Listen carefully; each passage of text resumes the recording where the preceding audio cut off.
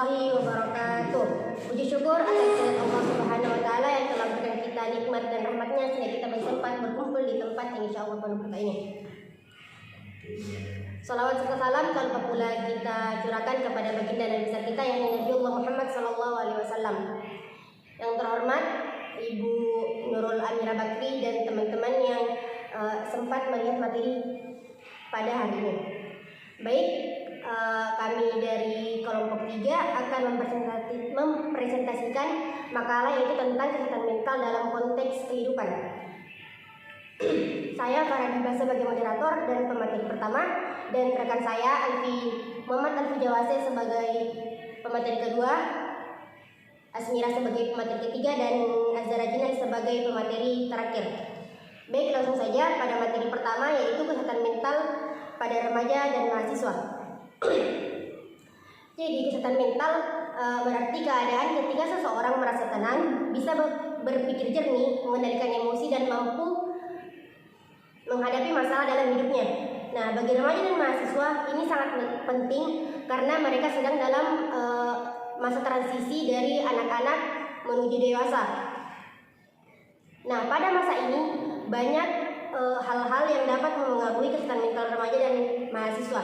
Antara lain, yang pertama yaitu stres dan cemas. Nah, stres dan cemas ini bisa disebabkan karena tekanan yang banyak seperti tugas-tugas atau tekanan pada diri sendiri untuk membuat nilai yang bagus, untuk mempertahankan nilai yang bagus. Nah, yang kedua itu depresi dan kesepian. Ini bisa terjadi karena tekanan hidup yang berlebihan atau kurangnya dukungan dari orang-orang sekitar seperti keluarga, sahabat, atau teman-teman. Nah, yang ketiga itu mencari jati diri. Pada masa ini, masa-masa individu sedang mencari jati diri mereka. Nah, pada proses ini terkadang ada individu yang mungkin tersesat karena kurangnya bimbingan dari orang-orang sekitar. Nah, yang keempat itu pengaruh media sosial.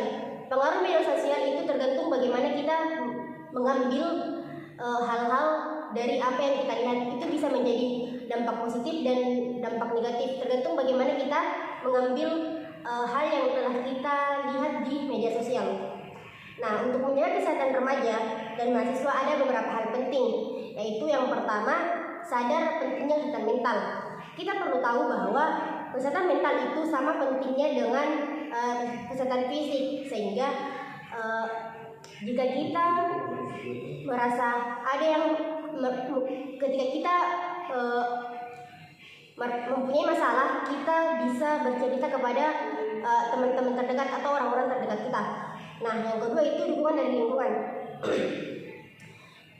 Kita butuh lingkungan yang aman, yang ketika kita bercerita kita tidak akan dihakimi. Jadi pilihlah lingkungan positif yang membuat kalian merasa aman. Yang ketiga itu belajar mengelola diri. Atur waktu dengan baik, istirahat yang cukup, dan lakukan hal-hal yang positif dan membuatmu merasa senang. Nah, yang keempat itu dan yang terakhir menjaga keseimbangan hidup. Nah, jika mental sehat, kita bisa belajar dengan baik, bersosialisasi dengan baik, dan bisa menjalani hidup dengan baik. Mungkin saja dari saya. Selanjutnya saya serahkan ke pemateri kedua. Disilahkan. Baik, saya pemateri kedua akan membacakan B. Kesehatan mental di tempat kerja. Kesehatan mental di tempat kerja adalah kondisi psikologi karyawan agar tetap sejahtera, bermotivasi, produktif, dan menjalankan tugas meskipun menghadapi tantangan pekerjaan. Stres kerja dan tuntutan pekerjaan dapat mempengaruhi kesehatan mental karyawan dalam beberapa cara, yaitu 1. Kecemasan dan depresi, yaitu stres kerja yang berkepanjangan dapat menyebabkan kecemasan dan depresi pekerjaan. B. Burnout, yaitu tuntutan pekerjaan yang tinggi dapat menyebabkan burnout yang dapat mempengaruhi hubungan kesehatan mental dan fisik karyawan.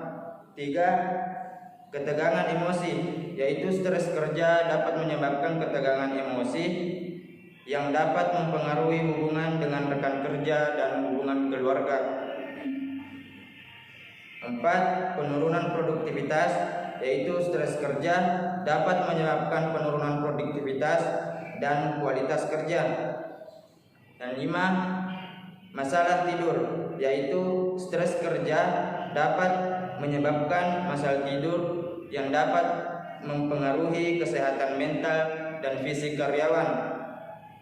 Adapun faktor-faktor yang dapat mempengaruhi stres kerja dan tuntutan pekerjaan antara lain yaitu 1. Beban kerja yang terlalu berat dan menyebabkan stres dan kelelahan. 2. Deadline yang ketat dapat menyebabkan stres dan tekanan. 3. Kekurangan kontrol, yaitu kurangnya kontrol atas pekerjaan dapat menyebabkan stres dan frustasi. 4. Kurangnya dukungan dari atasan dan rekan kerja dapat menyebabkan stres dan kesepian. Dan selanjutnya, untuk mengurangi stres kerja dan tuntutan pekerjaan, perusahaan dapat melakukan beberapa hal seperti yaitu 1. Mengembangkan kebijaksanaan kesehatan mental, mengembangkan kebijaksanaan yang mendukung kesehatan mental karyawan. 2. Menyediakan dukungan dan sumber daya yang memadai untuk karyawan. 3. Mengembangkan keterampilan, yaitu mengembangkan keterampilan karyawan untuk mengelola stres dan meningkatkan produktivitas. Dan yang terakhir, 4. Meningkatkan keseimbangan kerja hidup dengan menyediakan fleksibilitas dan waktu libur yang memadai. Mungkin itu saja yang bisa disampaikan. Saya kembalikan ke moderator. Baik, materi selanjutnya akan dibacakan oleh rekan saya. Silakan. Baik, saya akan melanjutkan materinya, yaitu bagian C, kesehatan mental pada lansia. Kesehatan mental pada lansia adalah kondisi emosional, psikologis, dan sosial yang mempengaruhi bagaimana lansia berpikir, merasa, serta berperilaku dalam menghadapi proses penuaan. Ada 3 faktor yang mempengaruhi, yaitu yang pertama, faktor biologis. Menurunnya fungsi otak, sakit kronis. Faktor psikologis, kehilangan pasangan, merasa kesepian, penurunan peran sosial. Faktor sosial, keterbatasan ekonomi, kurangnya dukungan keluarga atau lingkungan. Masalah kesehatan mental pada lansia. Depresi sering muncul akibat kesepian atau penyakit kronis. Kecemasan, takut sakit, ditinggalkan, atau kehilangan kemandirian. Demensi atau Alzheimer, penurunan fungsi kognitif dan daya ingat. Kesepian dan isolasi sosial, dampak besar kesehatan mental. Adapun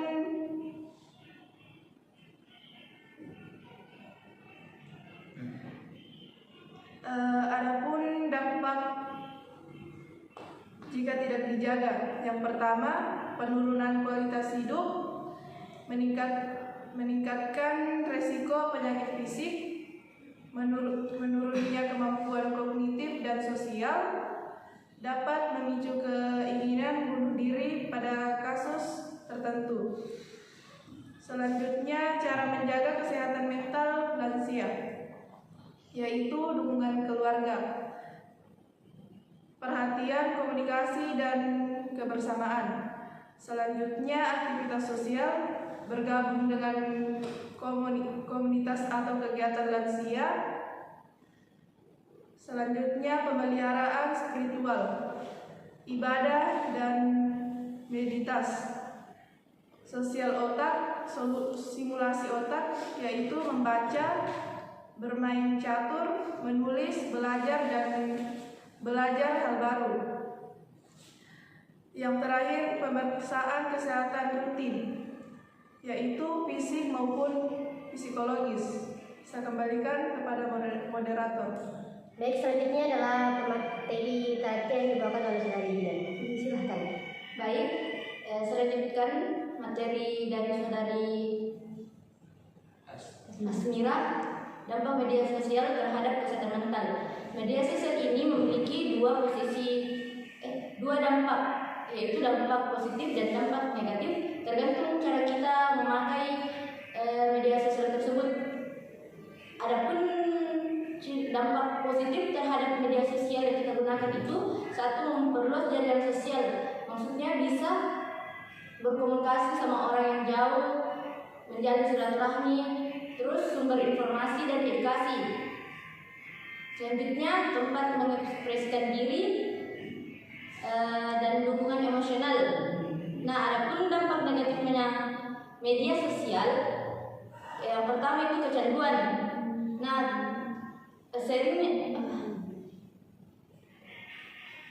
kalau terlalu sering main HP, scroll TikTok dan lain-lain, itu bisa mengganggu waktu aktivitas seperti belajar, tidur. Terus yang kedua, kesepian dan isolasi. Yang ketiga, gangguan tidur. Dan selanjutnya rasa cemas dan depresi. Nah, yang terakhir ini cyberbullying. Maksudnya itu komentar jahat atau serangan online dari aplikasi-aplikasi yang bisa memicu pikiran negatif. Dan terakhir, menurunnya konsentrasi. Adapun cara mengurangi dampak negatif media sosial tersebut itu dengan cara atur waktu pengguna dan menggunakan untuk hal positif, cari dukungan nyata, dan gunakan fitur keamanan. Saya kembalikan ke moderator. Baik, itulah tadi pemaparan materi terakhir, dan mungkin cukup itu saja dari kelompok kami. Kurang lebihnya mohon dimaafkan. Wassalamualaikum warahmatullahi wabarakatuh.